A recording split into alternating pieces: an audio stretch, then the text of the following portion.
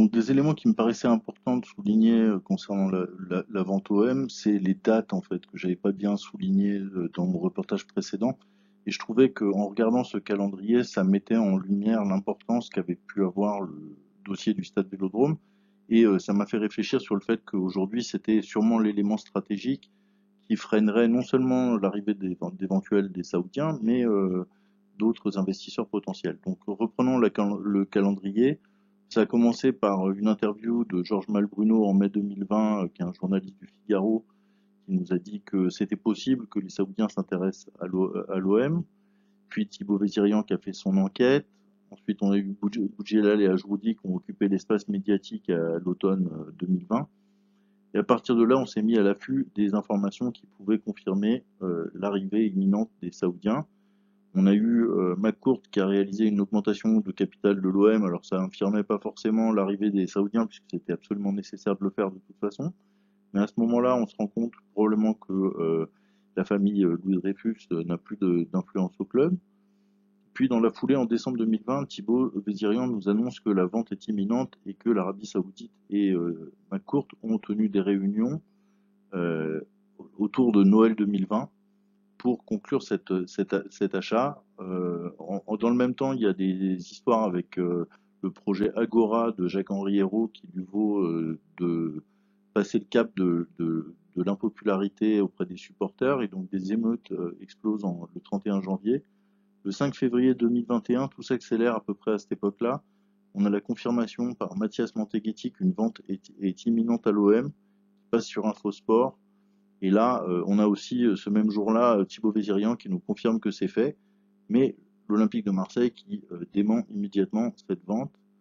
Ensuite, dans la foulée, la mairie de Marseille commence à parler de la vente du Vélodrome. Et à partir de là, toutes les informations autres que Thibaut Vézirian se mettent à être contradictoires par rapport à une possible vente. C'est ça qui me fait dire que c'est un peu le point d'inflexion. C'est le moment où la mairie de Marseille se prononce en faveur d'une vente du Vélodrome. À partir de là, on n'en entend plus parler. McCourt rencontre les supporters, accepte d'écarter Jacques-Henri Hérault, il dément toute vente. Ensuite, alors Thibaut nous dit que la vente devient effective. Bon, vous avez vu dans l'autre vidéo ce que je pense de ce point-là. La nomination de Pablo Longoria comme président de l'OM a lieu le 25 mars 2021. Et puis on apprend dans la foulée que Jacques-Henri Hérault est resté au club en tant que vice-président du conseil de surveillance et qu'il conserve d'importantes responsabilités auprès de la LFP, notamment parce que Pablo Longoria ne peut pas siéger à la LFP jusqu'à ce qu'il ait un an d'histoire au club. Ensuite, on a les démentis Twitter de Al-Walid concernant la vente OM. L'OM est placé sous encadrement de la masse salariale, ce qui contredit plutôt l'éventualité d'une vente. On a les créations mystérieuses de OMA et OMB LLC, dont on ne sait toujours pas ce qu'elles font au Delaware et quel lien elles peuvent avoir avec l'Olympique de Marseille. Mais elles sont similaires à OM LLC, qui est la société que McCourt utilise pour acheter l'OM depuis 2016. On a eu un mercato actif l'été dernier et également des investissements importants sur les chantiers des jeunes, donc plus de 10 arrivées au total. On a au moment de la vente de Newcastle les Saoudiens qui nous contredisent toute arrivée des Saoudiens à l'OM. La DNCG réaffirme l'encadrement de la masse salariale de l'OM. McCourt apparaît sur France 24 et réaffirme son engagement auprès de l'OM. Tout ça, c'est des éléments contre la vente OM éventuellement.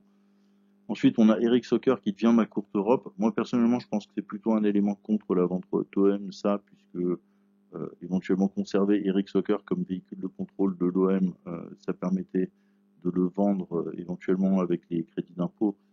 Et là, visiblement, il a l'intention d'utiliser les crédits d'impôt, donc ça fait ça de moins qui est attractif au club.